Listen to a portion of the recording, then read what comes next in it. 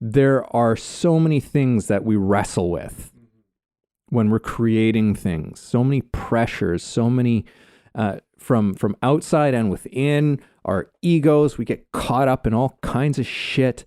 And that's why, again, it's just like, remember what the whole thing is actually about for you.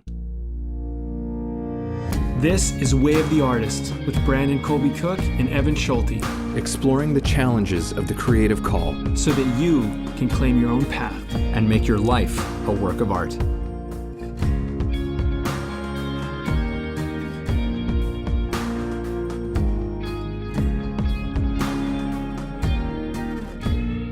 Well, hello everybody. We're here and we're going to talk about something today. This is one of those ones where we're just going to dive into it. We haven't really had a pre-discussion on subjects of what to talk about. You know, we chat just because we're friends and all of that stuff, but we're going into this one completely cold. And I don't know. Usually we just kind of start by talking about things that are going on with us or anything that we find particularly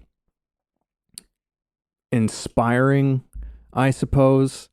I don't know. I don't know if I necessarily have. Maybe I was the wrong person to open this one up with, Brandon. Maybe I was the wrong person.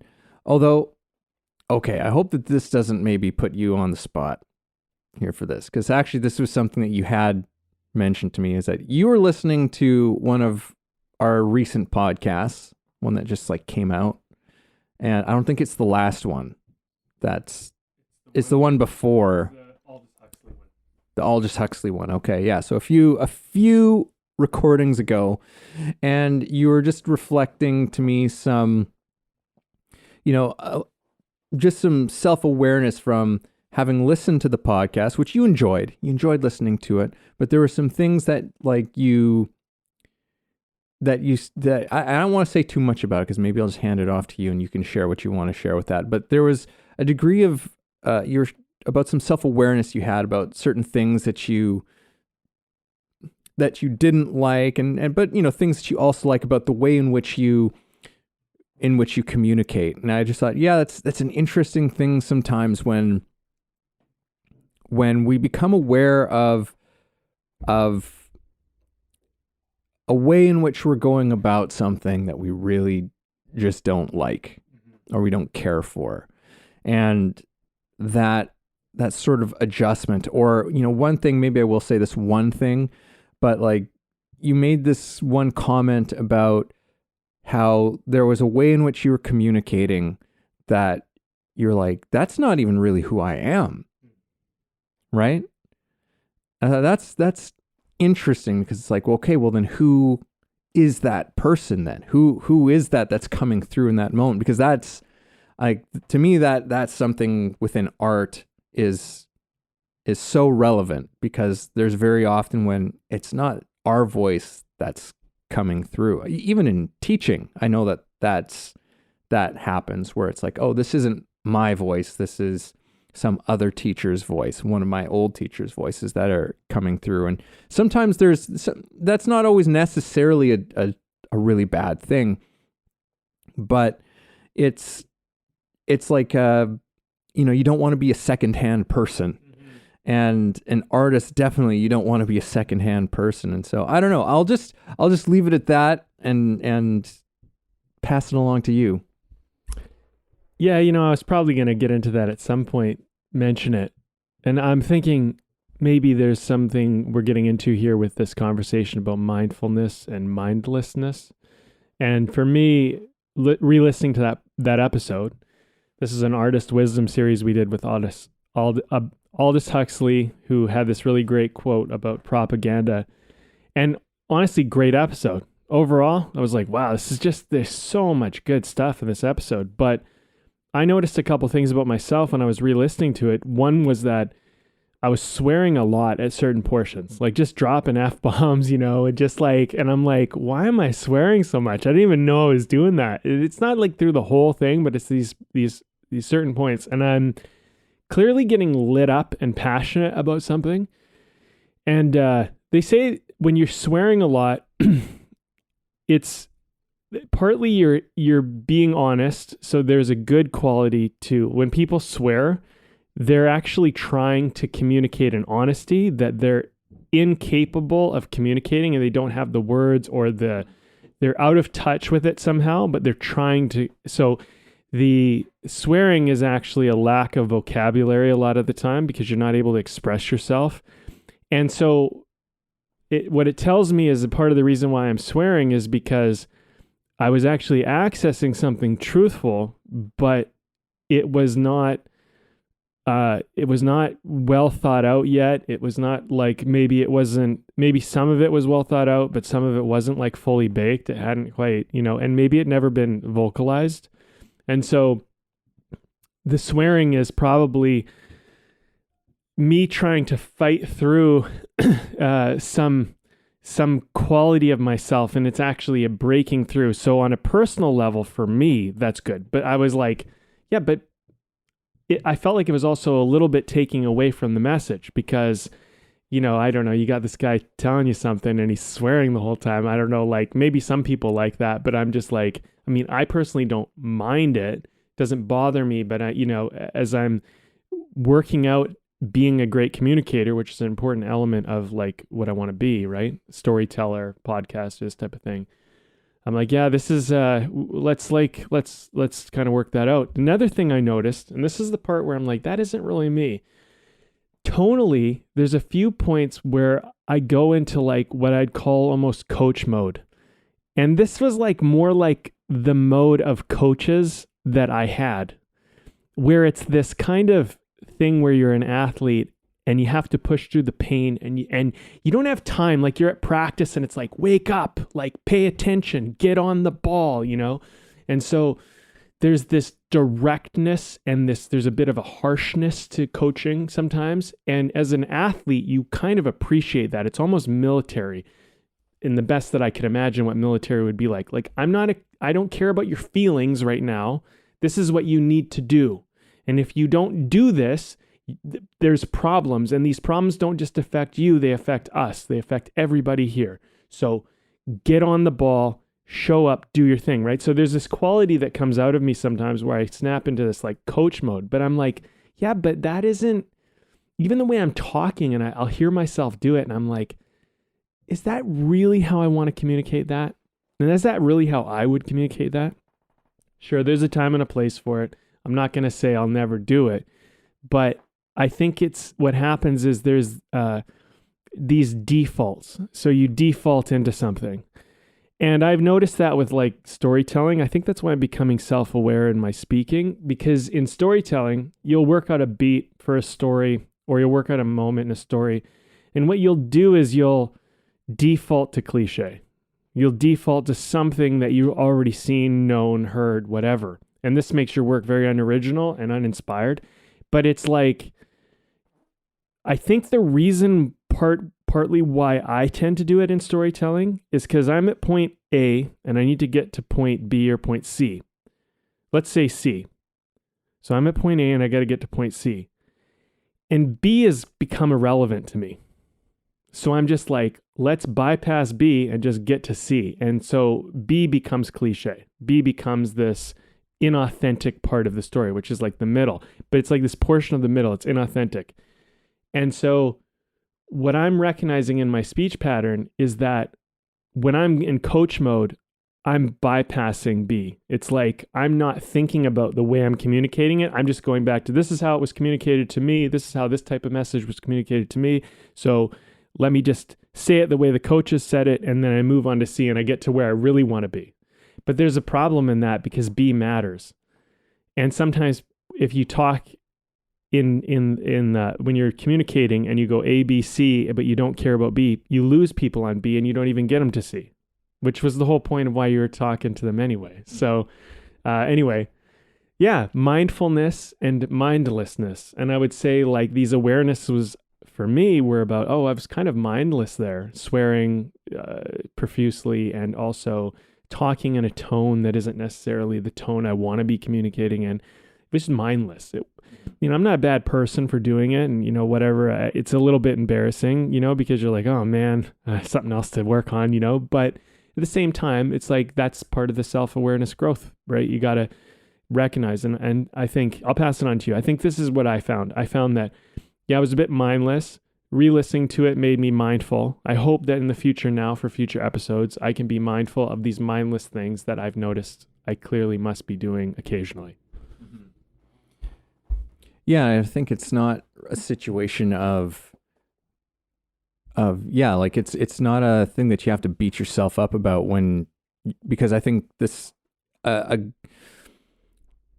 if you're doing a good job as a human being, you encounter this kind of stuff, right? Like you have these kinds of awarenesses, and it's not about beating yourself up about it. It's just about taking that, seeing it, understanding it, and then shifting it into what is more authentic, what is more you, because that's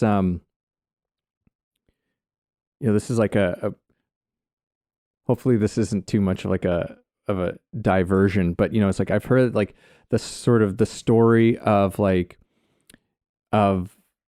sort of the eating like the fruit from the tree of knowledge, that you can equate that to our awareness of that very thing, that awareness of the person that we want to be and the person that we are, and the gap that exists between there, right? And how many problems that kind of creates. It's like it's an interesting way of looking at it, but that's part of being a human, essentially, is that there's the people that we want to be, right? There's this pull, this drive to be better human beings in some capacity, and that requires us to have that degree of mindfulness. Now, I was also thinking there might be some kind of a distinguishing characteristic here between when you're being mindless and when you're really just in flow. Because I know sometimes there's moments where, definitely in acting I've experienced, but on this podcast as well, where you just get lit up by something, right? You or myself, like you just get lit up and passionate, and it's all just flowing out of you. And I feel like there's kind of a difference between the thing that you're looking at and that thing of when you're just in flow, because it almost does feel mindless in the way that it doesn't feel effortful. It doesn't feel self-conscious in the moment that it's happening. It's just happening, but it really is just pouring through you. I think that in those moments, I often feel like I'm actually speaking very articulately. Right. And sometimes there's swearing that happens in it, but not a ton. It's usually for like sometimes accentuating a point, and because I do think that swearing can actually help at when it's really well done and it's put in its right place. But again, it's like a thing of when you're in that flow, you're not thinking about it.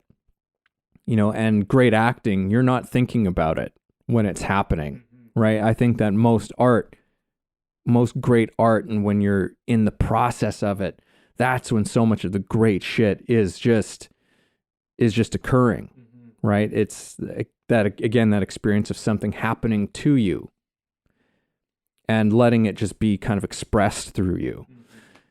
And so I think that there might be some kind of a distinguishing thing there to potentially explore in this conversation, but I wanted to take it to this other place right now, because you're talking about writing and being a good writer, and how that and that pursuit for you, and that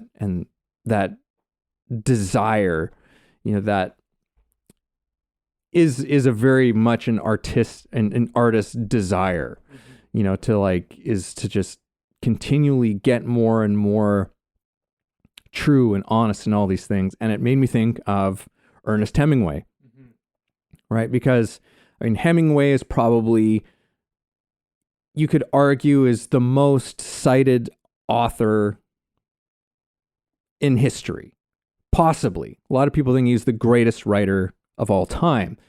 He's, I believe, the most copied writer of all time.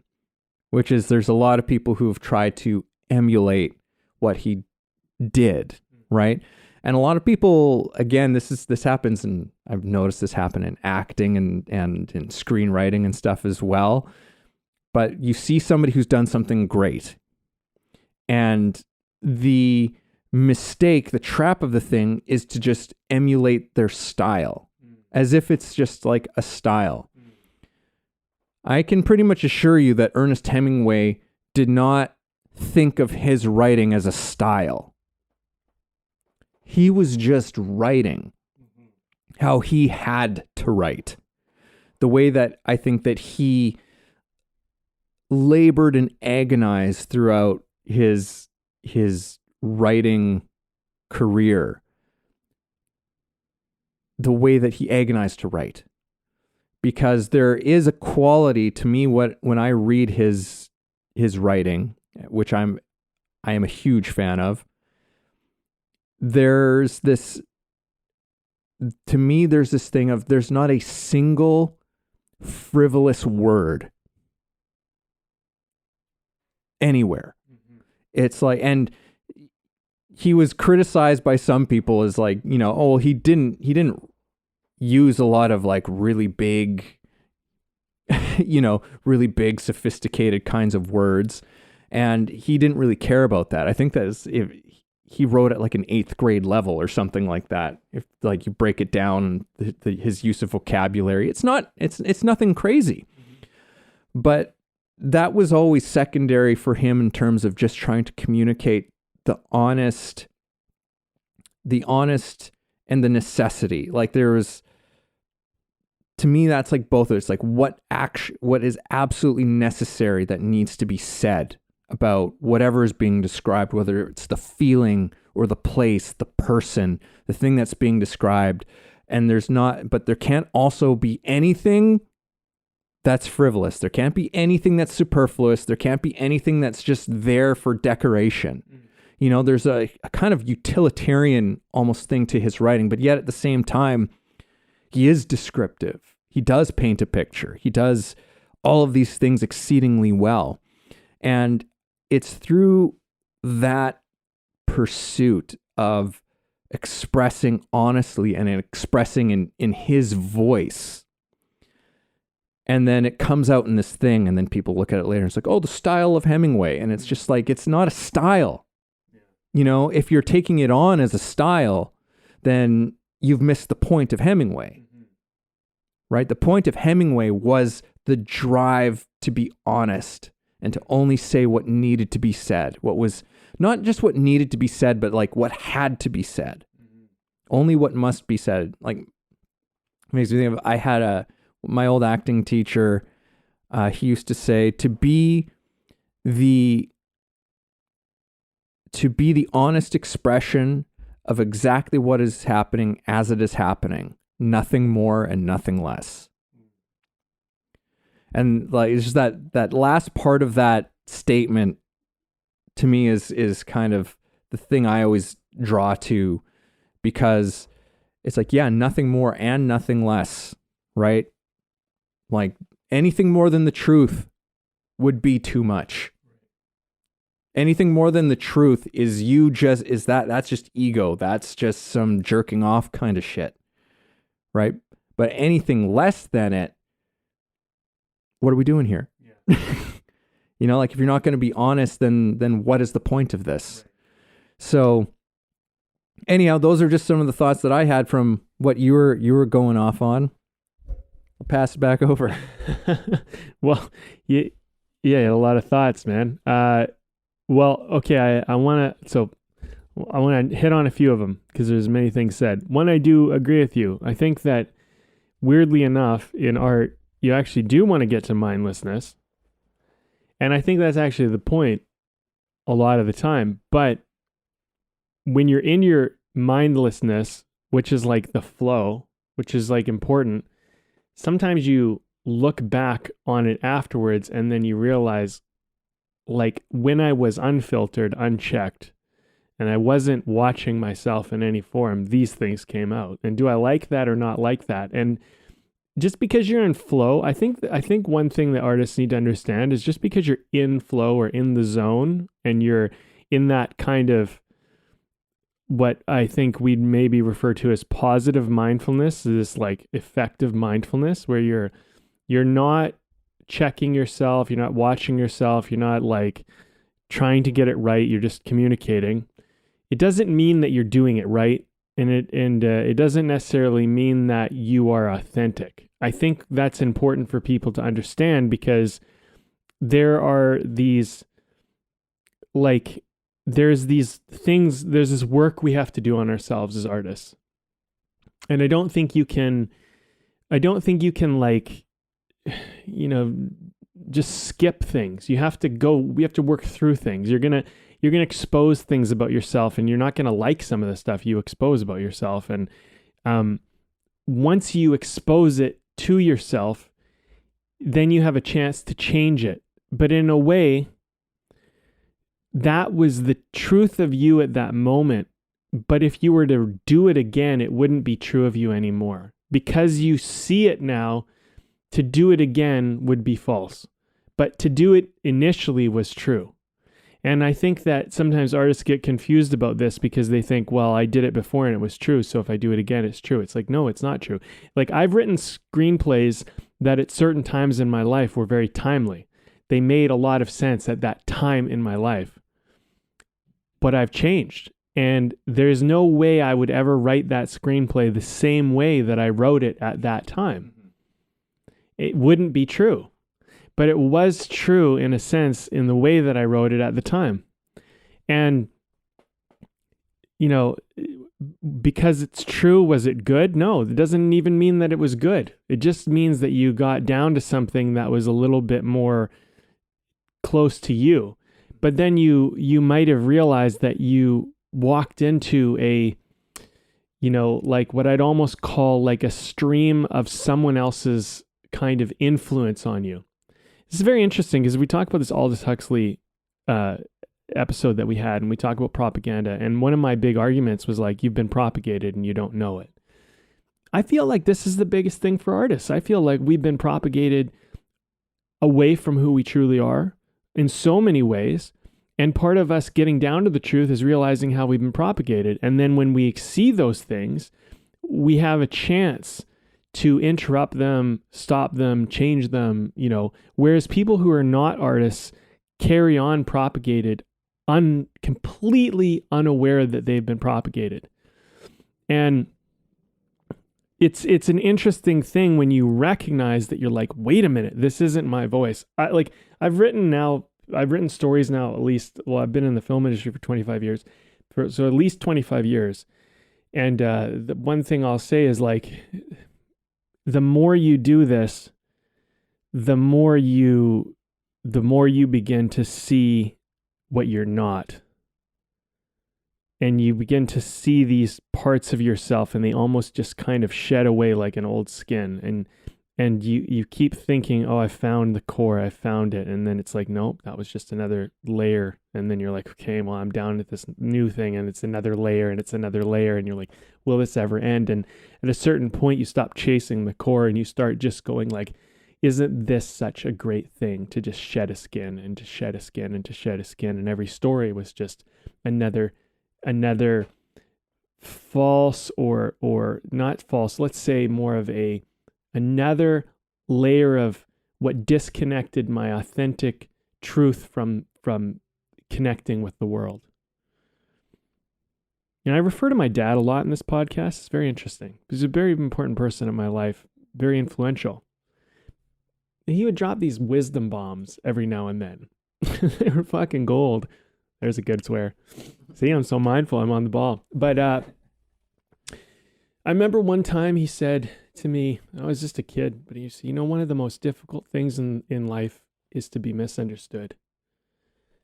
And that has stuck with me since the day he said that. And I'm like, yeah, it's so true. It's just so true. You try to express to someone how you feel about them, they don't quite understand it. You try to tell a story, they don't quite get what you're trying to tell them. You know, you try to do these things and nobody, like people understand, but do they get it? And an artist, I feel like your pursuit, you're if you're really after this, it's so about trying to get to the point where can you understand what I'm really trying to tell you? Like, and I'm not just talking about the idea, I'm talking about the feeling, I'm talking about the experience. Can I bring you there with me so we can do this together and you can get it? And when you do this, your audience thanks you for it. They applaud you for it. They love you for it. And that's what we get praised for, I believe. To help people understand those things that are so difficult to understand. And I feel like all these layers, they are the things that are between us and people understanding what is really going on, what we're really trying to say. And we might not even know what we're trying to say. There's another point to keep in mind. As an artist, sometimes your audience points out, hey, in this thing, you did this, and you're like, oh, wow, I didn't even realize that. And they see it for you, and it's a bonding experience either way. But yeah, that wisdom, one of the hardest things in life is to just be misunderstood. I feel like that's such a true statement.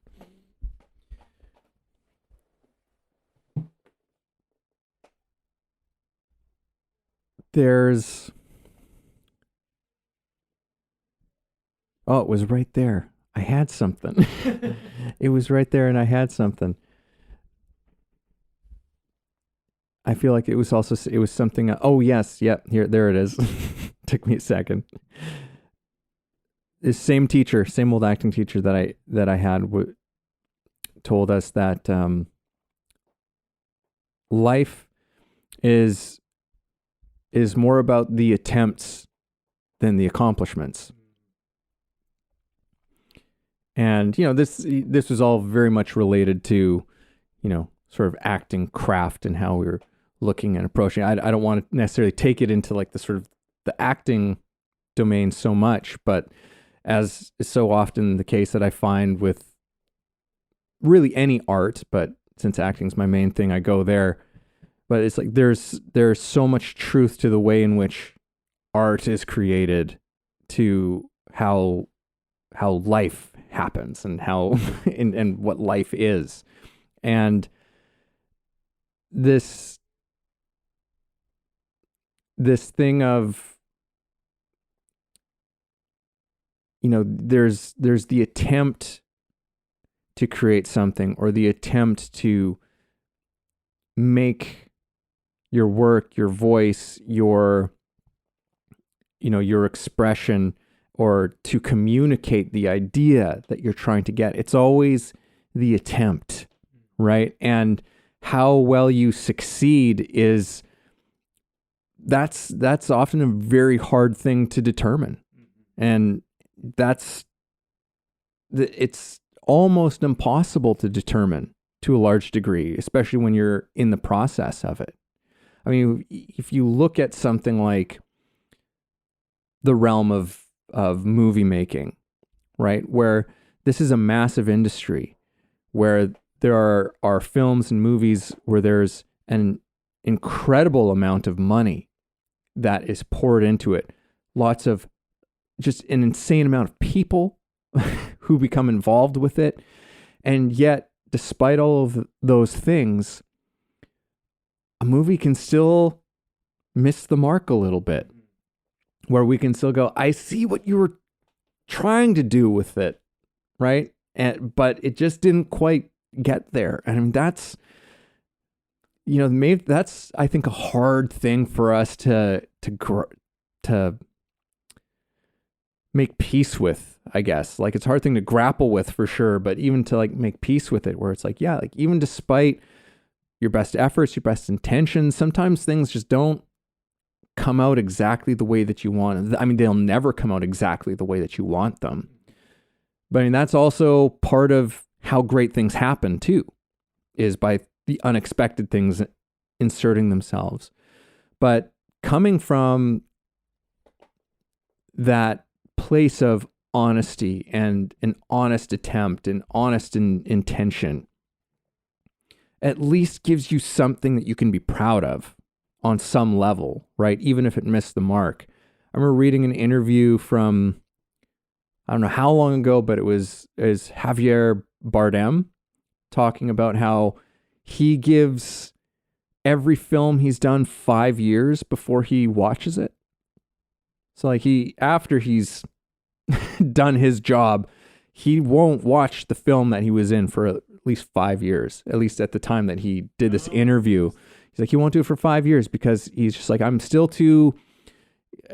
him, he's still too close to it. He's still too, there's still too much ego that's wrapped up in what happened, that he needs that buffer time for it to kind of just like, oh yeah, all right, let's go and watch that movie and just kind of remind himself of like, okay, what was I trying to do in this movie? What was I trying to do in this performance? And then be able to actually look at it with some objectivity and go, it's like, oh, okay, yeah, this is what worked. This is what did, and be able to learn and grow from it.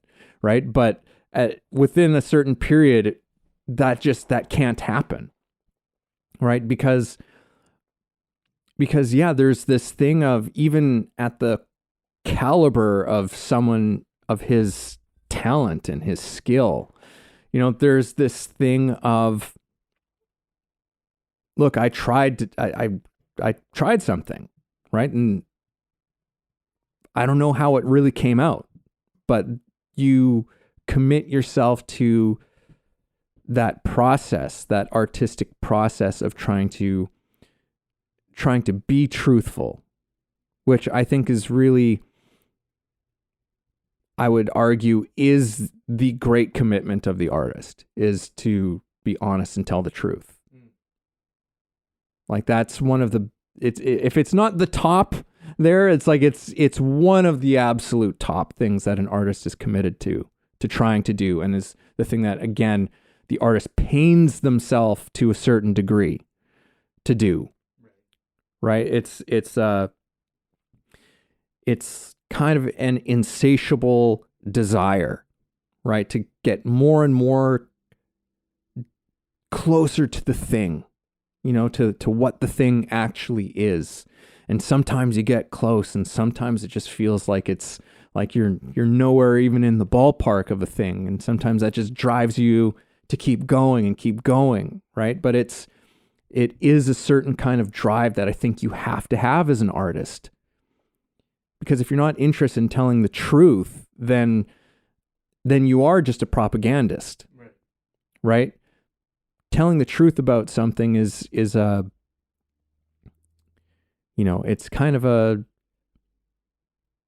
no, it's, what was about to come out of my mouth sounded just way too awful. So I'm going to stop it right there.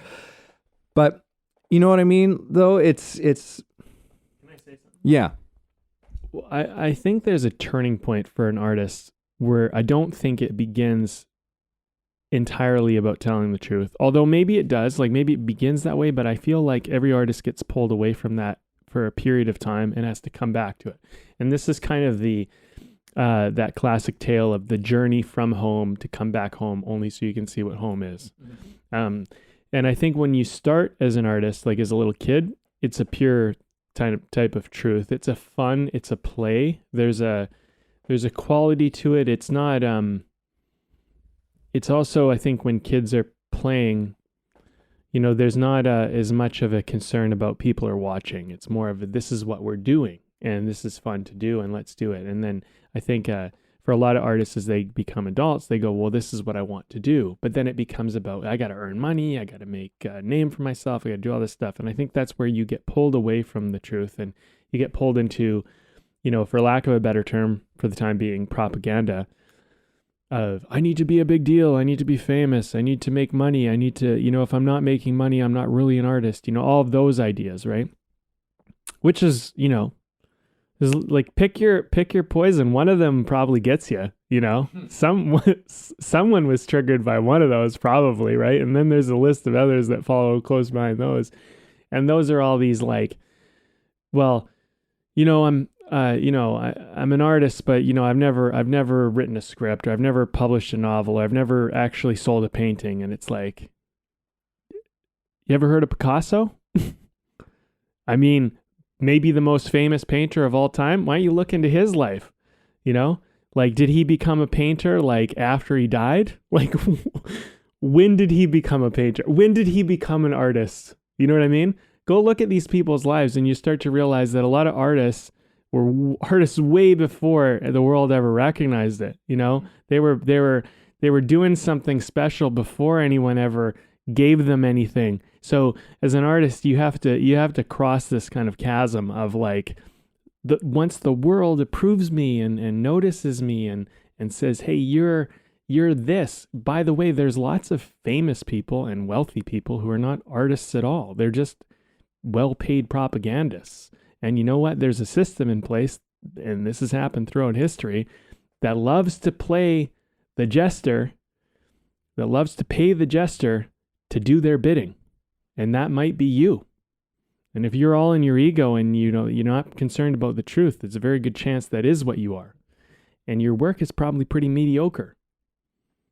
But it's backed by something else, which is kind of a force of nature that is maybe enabling you to contain and continue this false jester type of quality about you. And you're not an artist, you're kind of a clown, you know? And I think that I one thing that I get a lot from you, Evan, is like, I think you've, over our time and our friendship, I find you to be, this is just my observation and opinion, but I find you to be a purist as an artist. And I appreciate that. And it has helped me to recenter myself around certain things but sometimes I think and this is just my opinion, so, whatever, but I know you're like laughing. But sometimes I'm like, yeah, I love what you're saying, but I feel like that's quite idealistic. Like that doesn't seem as grounded in, because like there's this other like shadow side to the light, and I feel like you're not factoring that in. But honestly, I feel like that idealist quality is more the truth than the darkness. But we have to, as artists, I think we have to factor in these shadows right into our work. Like, yeah, well, look, I want to just create, write. I'll write all day. But it's like, yeah, but you got to eat. You got to make sure you pay your rent. You got to make sure you go to your job. You make sure you do all this shit. And I call that the stuff that's all the shadow, this reality. And like, listen, I'll share a story about the shadow where it's like the purest artist isn't getting what the purest artist wants, where it's like I was in an apartment and I couldn't pay my power bill for like months and I was barely keeping up. This was like years ago. And like probably 10 years ago. And I remember it was so bad. I lost power. They turned off power. I didn't have enough money to get power. So I took an extension cord, ran it from my door into the hallway and was taking power from the building so that I could get some power in my apartment just to keep a few appliances going, just to do a couple things, just here and there, right? And, I was living, like when the lights went out, it was just dark. I had to like candlelight. I had to do this. Like that is it's like I look back at that and what an interesting moment in my life, but like it sucked at the time. And I feel like there's we have a pressure. What I'm saying is that deep down, I think this idealist quality is there, but it doesn't get nurtured because we have this pressure to pay the bills and stay with life and keep our responsibilities. And what happens is that idealism, that purity, it just gets shelved and it gets shoved to the side over and over again. And this is, I guess I'll wrap it up with this point. That's why I feel like not all artists I feel they lose sight of this. And I feel like they drop out at a certain point. And I feel like the artists that continue and truly want to make something great, I feel like they have to, at some point, they have to cross this chasm of, I don't care if I ever make $1 from this anymore. I just love to do it.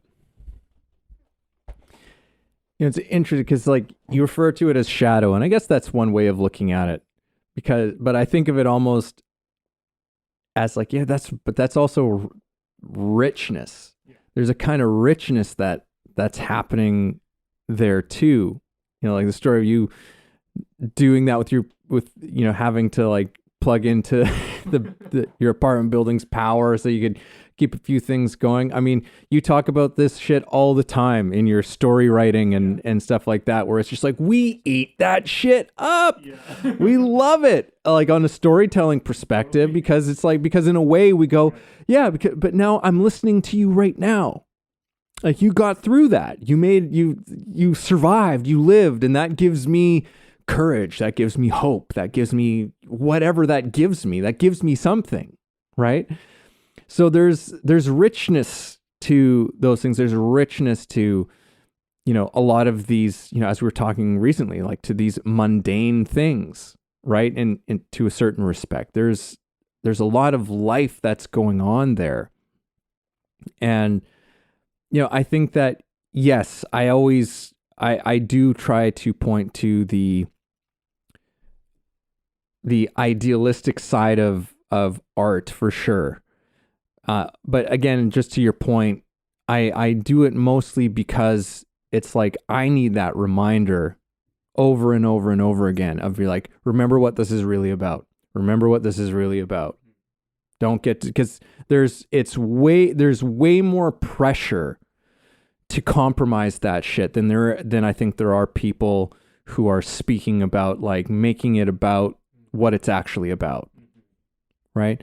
It's not a zero-sum game here. It's like, I understand that there's other things, there's pressures, there's demands that need to be met in life, and that even from an artistry side of things, that pursuit of that, complete, bare, naked honesty, that Ernest Hemingway, not a single frivolous word, untrue word ever in your work. It's like, that's impossible. Because even though I say that about Ernest Hemingway, it's like guaranteed there's lots of stuff that I'm sure if you could bring him back from the dead and talk to him, he would be like, oh, I hated that line. Like there would be things that he would be rolling his eyes at about stuff that he said and wrote, or paragraphs, sentences, whatever it would be. Because it's impossible to do it, right? But it's still the thing that drives you. It's still the thing that makes your work better, is the pursuit of it. Not necessarily about ever getting it right. Coming back full circle to it's about the attempts, not the achievement, right? Because in talking about right now is that it's like, well, yeah, you'll never achieve it. You'll never fully 100% achieve it. But the attempt to do it will achieve great things. And like you were saying, not even potentially in recognition or whatever, but it will achieve great things in your work. It'll achieve great things in your humanity. It'll achieve great things in your freaking soul. Yeah. That you've done this thing, that you've poured your heart into it as well as you could. And then you walk away with it having learned something, maybe opened up a part of yourself that you never opened up before. And then the next thing you do, suddenly there's like peeling back those layers that you were talking about. You're now in a deeper layer, and now it's more honest, right? And the next one is like, maybe the last thing I did was 50% shit. If you do something in artistry that's at least half honest, I feel like that's better than what most fucking people do. That's hard. Yeah. That's hard to get to being 50% completely honest and true. Right. That takes work to do that. That takes work because there are so many things that we wrestle with when we're creating things. So many pressures, so many from outside and within, our egos. We get caught up in all kinds of shit. And that's why, again, it's just like, remember what the whole thing is actually about for you. That's why it's good sometimes to like have that written somewhere where you see it every single day about like, what is the thing actually really about? Right. To keep reminding yourself so that you can go, oh, right, all of this stuff that I'm sitting here stressing about and worried about while I'm trying to do my thing, it's like, this is all stopping me from doing the thing that it's really about. So that's my sort of, I guess, in defense of what I speak to, but I'm not unaware of the fact that it's like, yeah, there is a whole battleground that exists that we're all a part of. But to me, I guess, I think it's my answer, my tactic, my way of responding to that battleground is to just like, okay, let's hang on to the heart of the matter, because that is the most important thing in all of it. That's the thing that's going to keep us pointed to our true north, so to speak. I guess I've never had to really articulate that before, so I appreciate you you bringing it up. It's I mean, it's an interesting thing. I mean, I feel like that's part of the challenge we've had with this podcast since the beginning, is like communicating artistry and, your path and this kind of finding your way, claiming your way, all of that stuff. It's not cut and dry. It's not black and white. There's not a simple answer. And, someone could say, well, you've gone on the journey, show me the way. And I'm like, yes. And the journey I went on is no longer a path anymore. It was for me, but it isn't for you. And so although I've done the journey, I can't show you the way that I went as a reasonable means for you to go, because that path it's washed out. It doesn't exist anymore. It's gone. And so you're going to have to find your own, just like I did. But what I can do is I can share experiences of what it was like when I was on mine, so that when you encounter something like what I encountered, if you do, that you will know, hey, another traveler went through something similar and they made it, so I can make it too. I mean, we've all heard these stories about what's, the struggling artist, but like, that's a real story, having to take power from the building just to like, make some coffee in the morning, or I didn't even remember what I had to do, but like, just, but like to be out of power, to just be trying to survive, to barely, like I was eating like,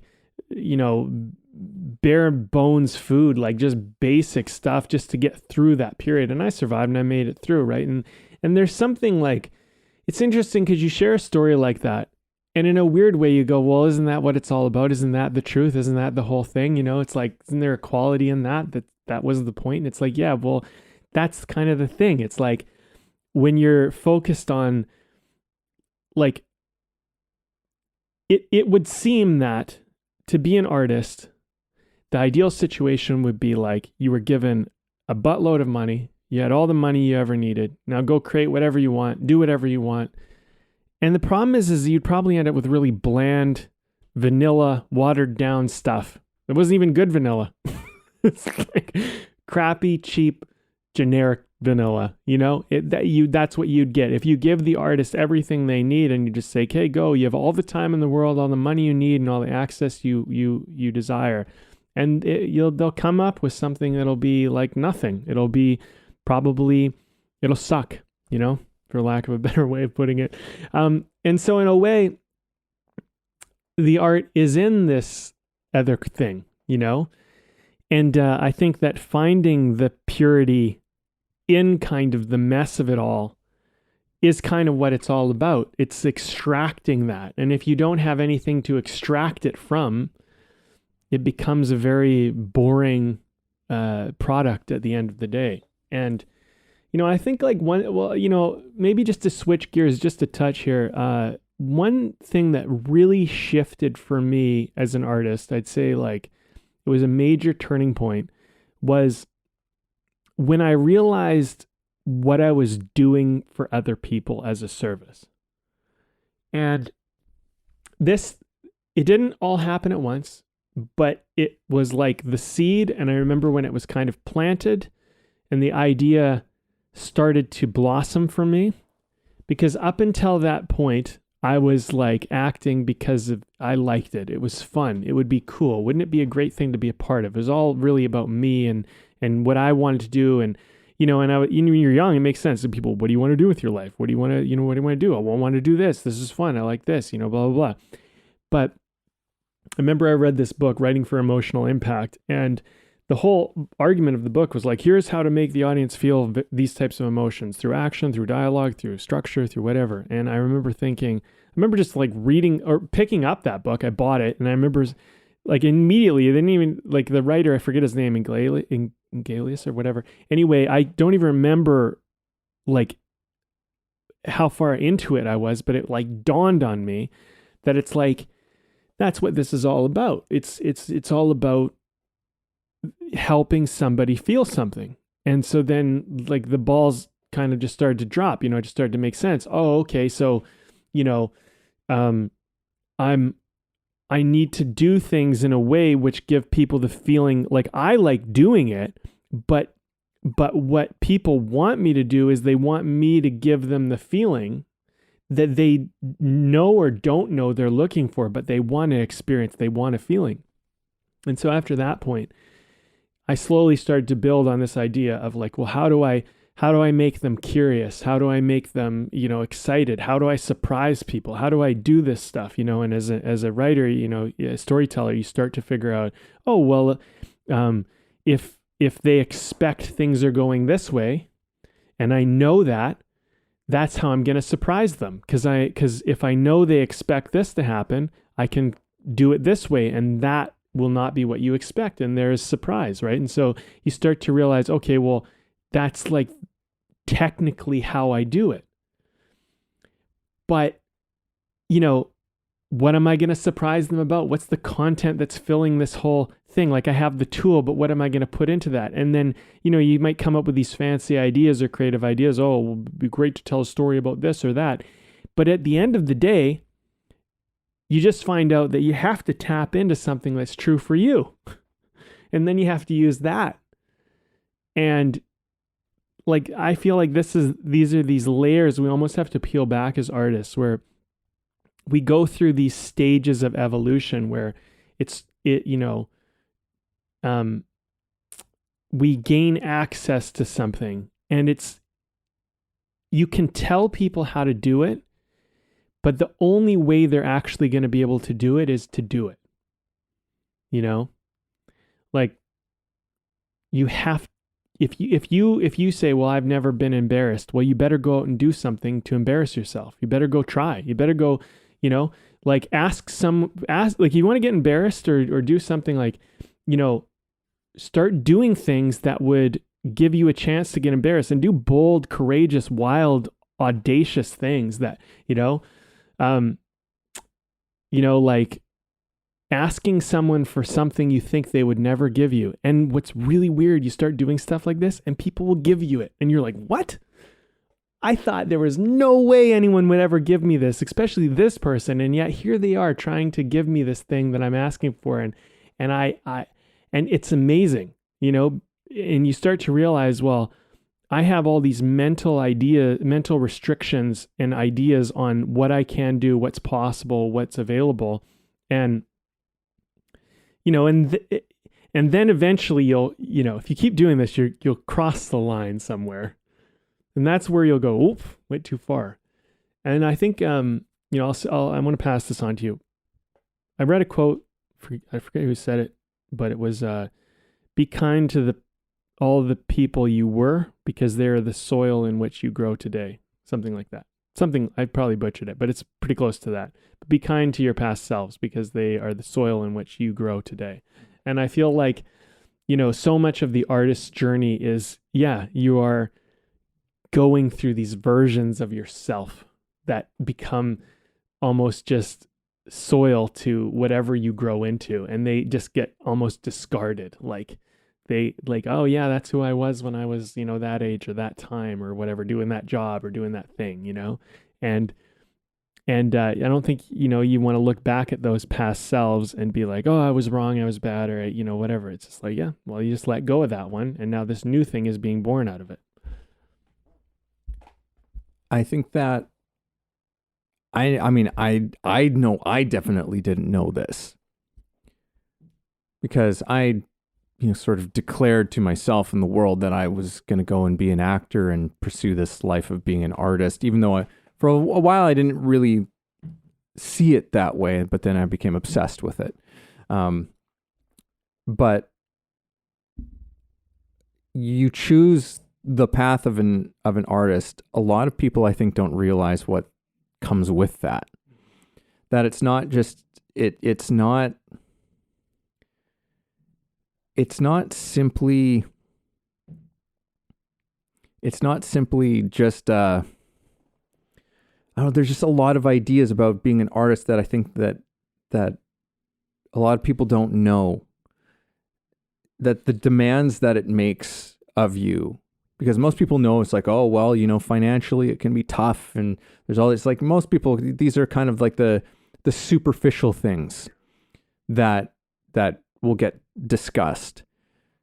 A lot of people don't talk about this thing that we're talking about, which is what it does to you, what the demands of creating art and that pursuit of doing it well and speaking truthfully and all of these things that we've talked about in this podcast, not just this episode, but in this podcast. It's like, this is all shit that comes with it. It's a particular kind of life. And again, I'll use this word, it's a particular kind of soul, right? There, or your daemon or whatever. Like the soul of the artist is something that has been written about since human beings could record thoughts on paper or tablets or whatever the hell it is. But this is something that there's always been artists in humanity. And there's this sort of experience of being an artist that is almost sacred. Like, or not even almost, I would say that there is a sacredness to what's happening. I used this quote many times, but from an author named Frederick Buechner, who I'll paraphrase this quote to a large degree, but he has this quote where he culminates it all with saying, art is one of the few places where we can still speak of holy things. And what if art is one of the few places we can speak of holy things or sacred things, or however you want to think about that, then we also have to think about the person who's creating it, right? And what does that entail in order to create something like that that's speaking of these kinds of things, right? There is a demand on the artist that just is not really, like, I wasn't aware of this. I wasn't aware of the sort of the rigors and the trials that would come out of doing it. And it's an incredible thing. I think everyone in the world should have some kind of artistic thing that they do, right? That you create. Whatever it is, doesn't matter whether it's music or painting or poetry or performance or whatever it is. There's something that if you put time and care into it, like it does something to you. It starts to show things to you about life. It can start to give you certain types of perspectives because of the place that it demands that you go in order to do it. Especially if you care about it, right? I mean, I feel like we could just keep going and going and going. I mean, that's why we do keep going and going, Brandon. But we should probably start wrapping this one up. So I brought the beer for this one today, and this one is called Troll Juice. I couldn't resist when I saw it. And this is from Parallel 49, and it's a juicy pale ale, 4.8%. So it's a little bit, just a smidge lighter, but it's good. It's a nice little brew, man. I don't know what else to say. It's tasty.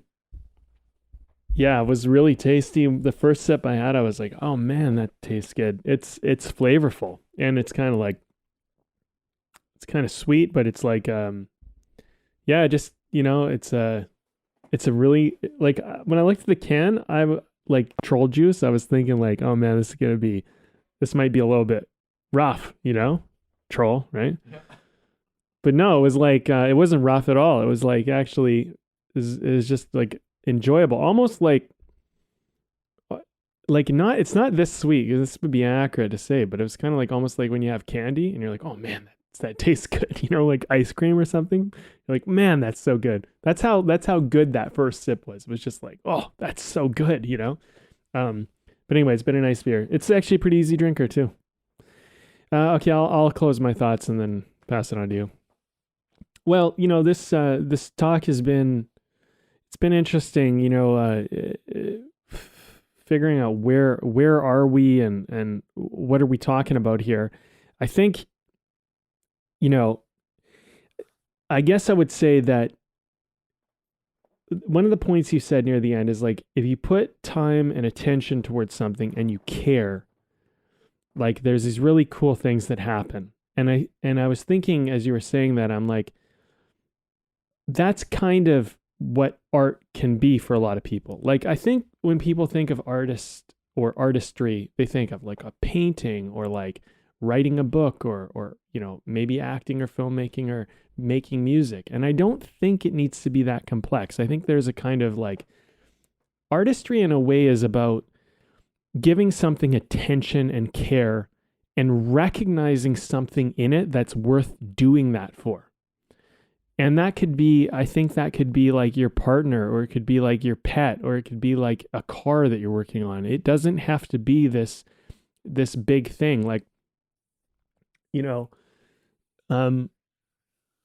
like a weird little parallel. Like, my dad was rebuilding an old like 1940s car for a while. And as he was doing it, he was like taking it apart and understanding how everything worked and then putting it back together. And like, there was this kind of sense of care. And there was these little improvements and these little tweaks and little things that he was doing. And the more time he spent with it, the more he would come up with ideas on like, hey, you could do this or you could do that or whatever. And I feel like that's artistry. That's what art is. And, for someone like him is a good example of somebody who, his outlet was not a painting or music. It was, maybe working through a car or building a house or something, but I think that we undersell ourselves with this stuff. We don't recognize that there is this art in us. There's this creativity in us and it wants to come out, and it will come out when you put attention on something and you care about it. I've noticed this with myself. I mean, I'm writing a novel right now. I have like about 13 stories on the shelf that are just like waiting to be like, me next, right? And all of that, I got all that. And that's like, I'm spending hours like every day working on this stuff. But then I'll go outside in the garage there and I'll work on my bike and I'll be thinking about, okay, well, I could do this little tweak to it. I can make this a little better, whatever. And there's an art to that, because as I'm paying attention to the motorcycle, I'm beginning to understand its mechanics and I'm finding out little ways to improve it. And my riding experience and going like, well, if I add this, it kind of helps me do that and whatever. The point is, I think what I'm getting to is, I started this podcast with a bit of like mindfulness and mindlessness. I think we're mindless about how mindful we are. I don't think we always think about it, but I think we care about stuff and we don't realize how much care and attention we're giving it. And I think that if we're mindful about where we are mindful, we might actually find we get better results or better experiences, because I think sometimes we're putting our attention towards things we don't really want to be putting our attention towards, but they just happen to be the thing that's in front of us. So we go, well, I'll give my attention to this. But like, I'm a huge advocate of having a hobby. I think that is the number one best place to start if you want to express your creativity. Hobbies are great because there's no expectation. You don't have to be anything. You don't have to do anything. No one expects you to make money out of it. Like, I actually even think like, even if your main career, if it's become a career, change it, reframe it as a hobby. Think of it as a hobby. A hobby is a good thing. A hobby is something you do for fun. A hobby is something you do because you like it, because you care about it. And this is good, brings me back to kind of what I was like pointing out about you, the purist thing, the idealist. But it's like, yeah, but isn't that the point? It's like, make it a hobby all over again, make it fun. Last thing I'll say, actually, my last note, part of the reason why I'm realizing like the way I was talking in that one particular podcast and why I want to be more mindful about how I speak moving forward is I feel like when I'm speaking like a coach and I'm like, just fucking do it, like get through the pain. I've made it into like a business. I've made it into like a serious thing. And I think that's why I wanted to rephrase how I speak, because I'm like, you know what? It doesn't need to be so serious. Let's have some fun. What if I saw it as fun? Would I talk to people that way? Would I talk to myself that way? I probably wouldn't. I wouldn't be so harsh and direct. I'd probably be like, well, what do you want to do? Like, what would you have liked to have done? If you're going for this, like and I do think like there can be a serious and direct tone that can come out, even a swear here and there. But when it's done under the guise of like, we're doing this because we love it, because this is fun, because this is cool, because this is an experience, because other people want to be a part of it too, your tone just changes, your mentality and your view of what you're saying changes. So my mindlessness was in that I was speaking seriously, but I think the true part of me doesn't take it that seriously. And that's what part seemed inauthentic to me. So that's kind of what I've come to as we've gone through this podcast. I don't know if that necessarily comments on exactly what we're doing, but I feel like it's just like, things are coming to light, man. I think it's been an interesting kind of where this conversation has spun off into, not like necessarily spun off into like different territory, because I think everything is very related and connected to it, just in terms of your own awarenesses about certain things, but also where we sort of ended up in that connection there, which is that, there is this thing that you care about, right? As you brought up, care and attention is a big part of art, just as trying to speak the truth is a big part of it. I mean, that kind of comes, you could put that into the care side of things, right? You could kind of chalk that up on that side of it. But, these things are all connected to each other. And it's brought me back to this thing of the attempt, which is that art is in the attempt. It's not in the achievement. Doesn't exist in the achievement, because the achievement is that's so loaded in terms of what that means. But the actual art itself happens and occurs in the attempt. And the attempt is all of these things we've been talking about, is that mindfulness, it's that growing, it's that care, that attention, that honesty, that all of those things are poured into the attempt.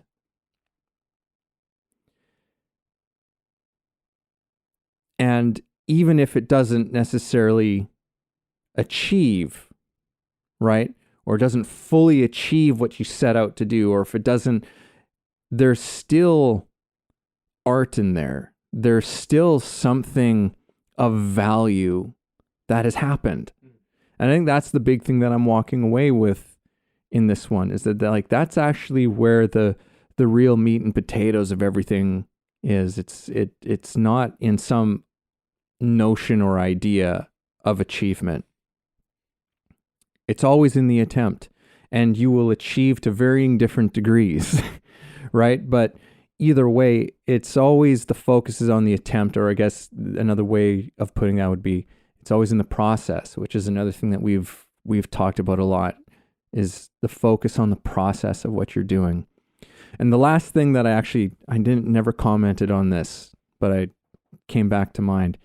You're talking about how if someone was asking you about, oh, hey, how did you do what you did, your path, and basically saying like, well, that path doesn't exist, like that doesn't exist anymore. It's gone, right? And it's like, and there's a real great truth to that, which is that, like, yeah, it's your path was yours, and even, you know, that's all dead and gone now, because you are who you are now too. You can't just walk the same path as somebody else. It's not possible, right? And so you can't necessarily teach somebody how to walk that. I mean, maybe you could, but what would be the point in that? Right? If it's dead, if that path is gone, then what's the point in trying to walk it? So the thing that occurred to me there is, like, you can't teach that, or you can't necessarily talk about that. And you said, you know, you could share your experience, right? Which, in another way, the way in which I was hearing that is like, you can communicate and teach the heart of the person who walked it, right? You can talk about those things. We can talk about the things that we talk about on this podcast. It's like, this is the heart of the person that we're attempting to be. And if you do that, some incredible things could happen.